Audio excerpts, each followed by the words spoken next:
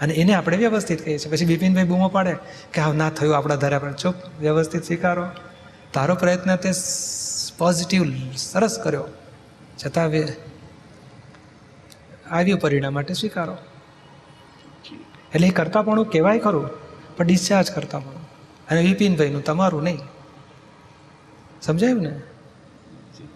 એટલે કન્ફ્યુઝન એ જ છે. નહીં, રાખવાનું છે.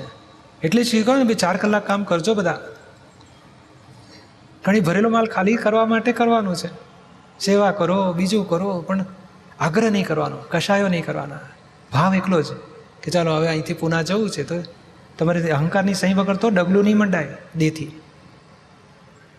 પણ એ લોકો કામ કરવાના નહોતા અને આપ કામ કરવાનું કહો છો માટે એ કામ કરતા થશે, એવું છે કે તમારું કહેવાનું વ્યવસ્થિત હતું એ કામ કરશે એ પછી એ વ્યવસ્થિત? એ નૈમિતિક છે. જી. આમાં 100માંથી 50 જણા કામે ચડે ને 50 ના ચડે. જી. પણ એનો અભિપ્રાય બદલાય કે ભાઈ આ કામ છોડવા જેવું નથી, આવી પડે તો પૂરું કરો. પોઈન્ટ ક્યાં આવે છે કે આજે દાદાનું જોયું હોય, એમને 58માં જ્ઞાન થયેલું, ને આપણા કરતાં તો લાખો ગણું ઊંચું હશે જ, છતાં એમને 75 સુધી મેં જોયા છે. અને ઠેઠ 81માં મેં જોયેલા છે, 85માં જોયા છે.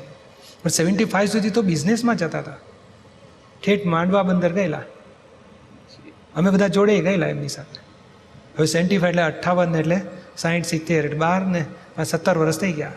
તો છૂટ્યું નહોતું, તો છોડ્યું નહોતું એમને, છોડ્યું નહોતું. પણ એ કહે છે અમે ધંધાને વળગ્યા નથી, ધંધો અમને વળગેલો છે અને ખરી પડશે, અમે નિકાલ કરીએ છીએ. પછી એમને જવાનું નહોતું થતું, ત્યારે ડિઝાઇન ડ્રોઈંગ પર ચર્ચા કરવાનું થતું હતું, ડિસ્કશન કરવું પડતું હતું. ભાગીદારોમાંથી આવે બધા, પછી વાતો કરીને ડિસિઝન આપે, એ લોકો જાય, એ કામ કર્યા કરે એ લોકો. એટલે પોઈન્ટ ક્યાં આવે છે કે આપણું વિજ્ઞાન શું કહે છે કે તમે વિપિનભાઈને નથી કરવું એ અહંકાર ના કરશો, કરવું જ જોઈએ એ અહંકાર ના કરો, એ નિકાલ થવા દો. આવી પડે નિકાલ કરો. આ શું કરે છે, નક્કી કર્યા છે બસ હવે ધંધો કરવો જ નથી, બસ અહીં રિટાયર શાંતિથી જીવીશું. અને પછી મન તો નવરું પડે એટલે નખો દવાડે, ડખા કરે, નેગેટિવમાં પડે, મરચા વાટે લોકોના કે આ શું કરે છે અહીંયા, આવું કરાતું હશે, દાદા ભગવાન આવું શીખવાડે. એટલે તને ટાઈમ કેમ મળ્યો આ ચર્ચા કરવાનો, નવરું પડી ગયો છે એટલે એ કામે લાગી જાઓ. એટલે નૈમિતિક વાતો છે કે ભાઈ આ મનને વ્યવહારમાં રાખજો 4-6 કલાક. એટલે આમાં વ્યવસ્થિતનો દુરુપયોગ થઈ રહ્યો છે એવું જે આપણે કહીએ છીએ ઘણીવાર, કે આવું વિચારવાથી મીન્સ કે બધું વ્યવસ્થિતમાં હશે, થશે, આપણે કંઈ કરવાની જરૂર નથી, એમાં આપણે વ્યવસ્થિતનો દુરુપયોગ કરીએ છીએ એવી વાત દાદાએ કરેલી છે. સાચી વાત છે. કઈ રીતે એમાં? આમાં કેવું છે કે તમારે કશું જ કરવાનું નથી, અને વિપિનભાઈએ ઉદયમાં આવી પડેલું બધું જ કરવાનું છે. જો વિપિનભાઈ છોડી દે છે તો ગુનો કહેવાય છે, તમે કરવા જશો ગુનો કહેવાય છે. બે જુદા પાડવાના છે, બે જુદા છે. પણ વિપિનભાઈ છોડી શકે ખરા જો વ્યવસ્થિતમાં છોડવાનું લખ્યું ના હોય? એમને અહંકાર છે ને, આ ડિસ્ચાર્જ અહંકાર ડખો કરી શકે છે. એ અહંકારને ઝીરો કરવાનો હતો, તે અહંકાર જો ઊભો થઈ ગયો છે કે મારે હવે જોબ નથી કરવો, હું થાકી ગયો છું. એટલે તું બોલ્યો છો કામ સંભાવે નિકાલ કર. એ જોબ તને છોડશે ત્યારે તારે છૂટવાનું, તારે નહીં છોડવાનું. એટલે આ ડિસ્ચાર્જ અહંકારની મોકાણ છે, એને ગાંડો અહંકાર આપણે છેવટે કહીએ છીએ. આ ડખો કરનારો આ છે ડિસ્ચાર્જ બુદ્ધિ, ડિસ્ચાર્જ અહંકાર. આમાં કેવું અંતસ્કરણનો અહંકાર છે ને, એ તો પ્રકૃતિમાં વણાયેલો છે. હજુ આ પોતાપણાનો અહંકાર, અને એ પાછું બુદ્ધિથી શીખી લે છે. દાદા ભગવાન કહે છે બસ આત્માનો પુરુષાર્થ કરો, આપણે છોડી દો ધંધો કહે છે. એટલે તું બોલ્યો છો કામ. એટલે જે સૂક્ષ્મતર પોતાપણાનો અહંકાર એ દખલ કરનારો છે, અને એ ભાગને આપણે કહીએ છીએ કે તું બંધ કરી દે, તું સહજ રહે. ઉદય તને ખસેડે ત્યારે ખસવાનો. પ્રયત્ન કરવાનો એ વાત છે, એનો અર્થ એવો છે કે તું નૈમિતિક કરતાને નકારવાની કોશિશ કરીશ નહીં. હા, એ જ અર્થ છે ને, એ જ અર્થ છે કે તમે અંતરાયરૂપ બનો છો. હા. એનું કામ કરવાનું જ છે, તો નહીં કરે એવું કહીને અંતરાયરૂપ બનો છો અને વ્યવસ્થિતનો તમે ખોટું ડિગ્નિફાય કરો છો. એટલે જ આ કે ને કે અક્રમમાં, એટલે અજ્ઞાનતામાં તો અહંકાર જીવતો છે એનો, એટલે આખો આવતો ભાવ બાંધી નાખે. અને આપણે આવતો ભાવ બંધાતો ને પણ આજના ઉદયમાં દખલ કરીએ છીએ. અને એ દખલ માટે આપણે કીધું તું સરસ પોઝિટિવ પ્રયત્ન કર, અને પછી જે બન્યું એ વ્યવસ્થિત સ્વીકાર. એટલે શું થયું કે નોર્માલિટી રહી. નથી કરવું એક ખાડો કહેવાય, કરવું જે છે એ બીજો ખાડો. હવે જે બની રહ્યું છે એમાં સહેજા સહેજ પ્રયત્ન કરો, એ સહજ ભાવ આવ્યા. સહજ કોને કહેવાય કે આપણને ઈચ્છા થઈ કે ભાઈ આપણે આ ધંધો કરવો છે, તો પછી આમ દોડધામ નહીં, સવારે બપોરે રાત્રે ભાગાભાગી કરીને બધાને મળમળ કરે મારો બિઝનેસ કરવો, મને પૈસા ના આમ. એ સહજ આમ વિચાર આવ્યો કે જો હવે આપણે કરીશું, શું બને જુઓ. ત્યારે બીજે દાડે એક ફ્રેન્ડ આવે કે મારે છે ને આ પૈસા મારે બહુ ઇન્વેસ્ટ કરવાની ઈચ્છા થાય છે, પણ મને કોઈ સારો તો મારો વિચાર તો કે ચાલો આપણે ભેગા મળીએ. એટલે સહજ લિંક મળતી જાય નહીં. એટલે નથી કરવું એક ખાડો છે, અને કરવું જ જોઈએ, કર્યા જ કરવું જોઈએ એ બીજો ખાડો. ઘણાને 60 વર્ષે જ છૂટતા નથી હોતા નોકરીમાંથી, કે છે ધંધામાંથી. શું છોકરા કે પપ્પા હવે તમે થોડુંક ઘરે જાઓ, તો કે બેટા મને ઘરે શું કામ છે, હું 70 વર્ષે બિચારા લાકડી લઈને બેસી રહેલા ઓફિસમાં અને ડખો કર્યા કરતા. એટલે પેલી ઉઘરાણી આવી કે નહીં, પપ્પા રહેવા દો ને, હવે અહીંયા 3 મહિના સુધી નથી આવતી ઉઘરાણી, તો અમારા વખતે તો મહિનામાં આવી જતી હતી ને તમે 3 મહિના સુધી શું કામ ચલાવી લો છો? પપ્પા કચકચ ના કરશો. હું તારામાં કચકચ કરું છું. આ છોકરાઓ અમને સમજી શકતા નથી. અમે આ 35 વર્ષ ધંધા કર્યા હતા અને 20 વર્ષ તો નોકરીઓ કરી હતી. તમે તૈયાર ભાણે બેસીને અમારી ઉપર રૂઆબ કરો છો કે છે. અરે બાપા નથી રૂઆબ કરતો, અત્યારે કોમ્પ્યુટરનો જમાનો છે. કચકચ ચાલ્યા કરે બેની, એ દખલ નહીં કરવાની.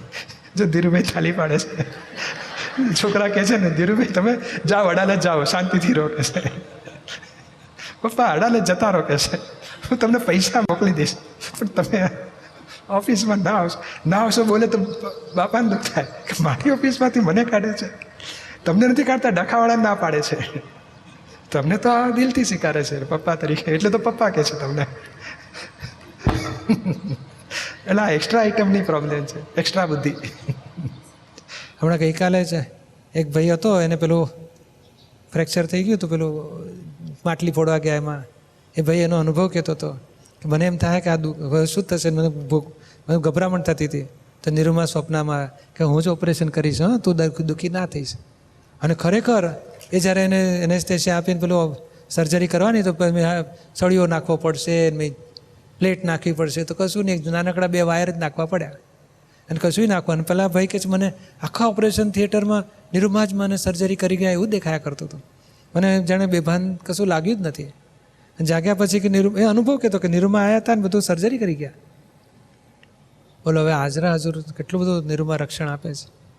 એક તો બેંગ્લોરવાળા હતા, એ બેંગ્લોર ગયેલા, મદ્રાસ કે બેંગ્લોર, આપણે મહાત્મા જ હતા કોઈ, અને એના મધરને ફેફસામાં એવી કંઈ ગોળીઓ, જેમ લોખંડની ગોળીઓ હોય ને એવું થઈ ગયું હતું અંદર, કેમ એવી બધી. અને એ સર્જરી કરવાની, હવે કાઢવા જાય ને તો લંગ બંધ થઈ જાય ને ખલાસ થઈ જાય. તો પેલા બેન કે ભાઈ હતા કે છે મારા મધરની કરવી પડશે, ડૉક્ટરને કહે છે. તે કરતાં ડૉક્ટર માને જ નહીં. પછી કે મારી જવાબદારી પર એ જાય તોય મને વાંધો નથી, પણ કરો, બચવાના ચાન્સ આનાથી જ છે. ડૉક્ટર છેવટે તૈયાર થયા. અને પછી દાદા ભગવાનના અસીમ જે કાર કર્યા કરે આ બેન કે જે ભાઈ હતા, આ તો 2-3 વર્ષ પહેલાંની વાત છે. હવે એ બેન, એની પાસે ફોટો હશે દાદાનો, તો કંઈક ચોપડી પર્સ ખોલતા કંઈક પડ્યો હશે, તો પેલી રિસેપ્શનિસ્ટ હોય ને ડૉક્ટરની, તો એની પાસે આવ્યો તો એણે ડૉક્ટરની ડાયરી મૂકે, ડૉક્ટર સાહેબનું કંઈક હશે પડી ગયું. હવે ડૉક્ટરને ખબર નથી આ ફોટાની વાત. ડૉક્ટર આખી સર્જરી કરે છે 8 કલાક. સર્જરી કરીને પછી આવે છે, હવે જોખમવાળું હતું બધું. પછી પેલો ચોપડી ખોલી ડાયરી, તો કે હા બેન આ કોણ છે કાકા કહે છે. તો પહેલાં પછી કહે છે ભાઈ આ તો અમારો ફોટો છે. તો કે આ બેન આ સર્જરી વખતે હતા ને પોતે આમાં કરતા હતા કે છે, અને આ કાકા ત્યાં બેઠા હતા કે છે. મેં જોયા કે છે આ ઓપરેશન થિયેટરમાં 2 જણા હાજર હતા કે છે. એણે જોયા કે આ જ લોકો હતા કે છે. કોણ છે? તો કે અમારા દાદા ભગવાન છે આ નિરૂમા. તો કે એ હતા કે છે સર્જરીમાં. બોલો હવે આપણા મહાત્માઓને નિરૂમાનું કેટલું રક્ષણ છે. અને પેલા માજી સરસ થઈ ગયા, ગોળીઓ બધી કાઢી નાખી એની. એ કોણ છે મને યાદ નથી, પણ એ મને અનુભવ કહેલો. એટલે આવું કેટલું બધું હાજરા હાજર છે. અને કેટલી એમની આ ગુરુ, આ હમણાં જ આપણી કઈ પેલી ગુરુ પૂર્ણિમા ગઈ ત્યારે પેલી કેસેટ બનાવી હતી ને, એમાં છેલ્લી 15 મિનિટ એક વખત રિપીટ સાંભળી લેજો. એમાં કેટલી કરુણાથી કહે છે કે આવા જ્ઞાની મળ્યા, આવું જ્ઞાન મળ્યું, શું કામ નાની નાની વાતો પકડી, શું કામ આપણે ચૂકી જઈએ, મોક્ષ માર્ગ શું કામ ચૂકી જઈએ કે છે. આવું સરસ વિજ્ઞાન છે. શું જોઈએ છે આપણને આ સંસારમાં? આવું સરસ જ્ઞાન મળ્યા પછી, આવા જ્ઞાની મળ્યા પછી, જીવતા જાગતા હાલતા ચાલતા જોયા, હાજરા હાજુર. કેટલાક સમય પ્રત્યક્ષ નથી જાય, પણ પ્રત્યક્ષ રૂપે કેટલી રીતે આપણને પરચા આપી જ જાય છે. તો પછી આ સંસારની કઈ વસ્તુને આપણે વેલ્યુ મૂકીને એની માટે અથડામણો કરીએ કે છે. કે ને કે આવું સરસ દાદાને આપણે દાદા તમારું આશીર્વાદ મારી ઉપર છે તો હું આટલી ભૂલ નહીં થવા દો, આટલું ચૂકીશ નહીં, એવું આપણે કેમ પ્રતિજ્ઞા ના લઈ શકીએ? એટલે એ છેલ્લી 10-15 મિનિટ સાંભળવા જેવું છે. કોઈ સબ્જેક્ટ, કોઈ સત્સંગનો જ છે ટુકડો, પણ એ સરસ આ લોકો મૂક્યું છે. એટલે આવું બધું આપણે આ દાદાની વાતો યાદ કરીએ, આ સવારના પોરમાં આપણને એ મળશે બધું. એટલે આળસ કરીને મોડું કરી ન આવીએ એવું નથી કરવું, આપણે આ ટચમાં જ રહેવું છે. કારણ એટલી સવારનો તો સત્સંગ મળ્યો, અને આ વિધિ આવશ્યક છે બધું. અને 16 વર્ષનો બાબો છે, પણ એ બધા વચ્ચે બોલવામાં ને એમ અચકાય છે, કોન્ફિડન્સ નથી. તો કોન્ફિડન્સ વધારવા શું કરું? એની ભૂલ નહીં કાઢવાની, અને બોલવાની નહીં. કોઈ પણ બાબતની ભૂલ કાઢો ને, આવું કર્યું, ધ્યાન નથી રાખતો, તને મેં કીધું તું કેમ ભૂલી ગયો? એ કેમ ભૂલી ગયો? કેમ આવું કરે છે? ધ્યાન નથી રાખતો. નેગેટિવ વાક્ય બોલવાના બંધ કરો અને પોઝિટિવ વાક્ય બોલવાની શરૂઆત કરો. કશો વાંધો નહીં, હા થઈ જશે, આ તું સરસ કરી શકે, દર વખતે સારું જ કરતો હોય છે, કશો વાંધો નહીં, આ તો રહી જાય, કંઈ ભૂલી ગયો તો કશો વાંધો નહીં, મારાથી ભૂલી જવાય છે ઘણી વખત. પ્યાલો ફૂટી ગયો કાચનો, મારાથી ફૂટે છે, તારાથી કશો વાંધો નહીં, આપણે ધ્યાન રાખીશું. પોઝિટિવ બોલતા, દરેક વાક્યમાં પોઝિટિવ બોલવાનું રાખો. એક પણ નેગેટિવ વાક્ય એને ડિપ્રેસ કરશે, એની જીભ વધારે થોથરાતી થશે. અને બીજો એક ઉપાય સરસ છે, અમે ઘણા લોકોના અનુભવ થયા છે. દાદા ભગવાનના અસીમ જય જયકાર, એને એ ભક્તિ 10 મિનિટ બોલાવીએ છીએ, એને કે તું બોલ, અમે બધા સાંભળીએ, અમે પછી રિપીટ કરીશું. એ બોલતા બોલતા દાદા ભગવાન એટલે પોતાના આત્માની આરાધના થાય છે, અને આરાધના થવાથી અંતરાય તૂટે છે, અને વાણી, એ કોન્ફિડન્સ, બધી શક્તિ સરસ ખીલે છે. ઘણા લોકોના અનુભવ છે, તમે પણ એ પ્રયોગ કરાવી શકો. અને બીજો વ્યવહારિક પ્રયોગ તો કયો? પોઝિટિવ, હંમેશા પોઝિટિવ રહેવું, પોઝિટિવને એન્કરેજ કરવું, નેગેટિવમાં મૌન રહેવું અથવા ધીમેથી વાળી લેવું, પણ પોઝિટિવને એન્કરેજ કરો, પોઝિટિવને એપ્રિશિએટ કરો, અને પોઝિટિવમાં રહો, અને પોઝિટિવ એના લક્ષ્યમાં રાખી પોઝિટિવ વાતો જ કરો એની સાથે. એ ધીમે ધીમે ખીલશે બાળક, શક્તિ એની ખૂબ જ વધી જશે પછી.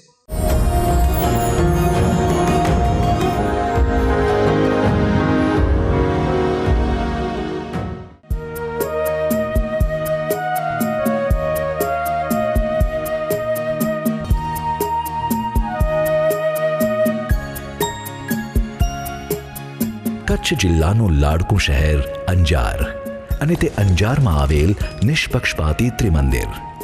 સંગે મરમરથી બંધાયેલા આ ભવ્ય ત્રિમંદિરમાં ભગવાન શ્રી સિમંદર સ્વામી, શ્રી કૃષ્ણ ભગવાન અને શિવ ભગવાનની સાથે માં આશાપુરા પણ બિરાજે છે.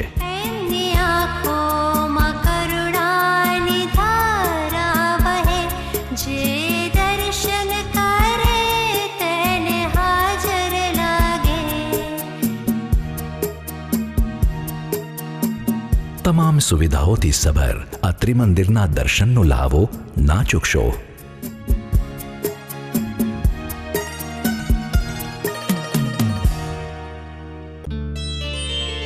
It's Dada Bhagwan Foundation presentation. Trimandir Sankul, Adalaj, District Gandhinagar, Gujarat. Phone 9327 010101.